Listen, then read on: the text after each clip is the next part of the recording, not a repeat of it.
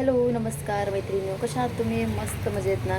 तर आज मी आले 12 वाजता. तर तुम्हाला असं वाटेल की 12 वाजता का? आज मला थोडंसं काम होतं घरी आणि आज रविवार आहे ना. तर रविवारचं मी थोडंसं उशिराच येत असते. असंही क्लासला सकाळी 11:30ला कुणी नसतं, उशिराच येतात सगळ्याजणी. त्याच्यामुळे मी आज आलेली आहे 12 वाजता दुकानामध्ये. दर रविवारी नाही येत, पण आजच आले. मला आज थोडंसं एक्स्ट्रा काम होतं घरी, फरशी वगैरे पुसायची. आता तुम्हाला तर माहिती घरी किती कामं असतं, हो की नाही? तर त्याच्यामुळे मला घरचं पण आवरून यायचं होतं. तर बघू शकता मी हा ब्लाऊज स्टिच केलेला आहे. डीप गोल गळा घेतलेला आहे आणि हे रेडीमेड साडीवरचं ब्लाऊज आहे. साडी पण आपल्याच दुकानामध्ये होते.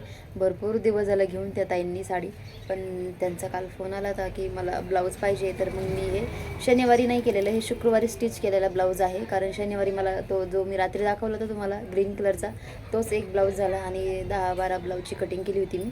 आणि फेशियल पण होते. फेशियल केलं, एक हेड मसाज आणि वॅक्स होते. हे 2-3 काम होते. आणि माझे जे फिटिंगचे होते ना कपडे, तर माझ्याकडं का नाही शनिवारी मला फिटिंगला खूप जास्त कपडे येतात, ड्रेस फिटिंग अल्टर करण्यासाठी. तर तेच काम मला खूप होऊन जातं. म्हणजे का नाही भरपूर सारे, कारण इथं सगळे MIDC एरियामध्ये जातात ना कामाला. तर त्याच्यामुळे MIDCमध्ये शनिवारची सुट्टी असते. तर भरपूर अशा लेडीज असतात की का नाही त्यांना भरपूर सारे कामं शनिवारीच करायचे असतात. त्याच्यामुळे ड्रेस फिटिंग असतात, ब्लाऊज घ्यायला येतात, ब्लाऊज टाकायला येतात.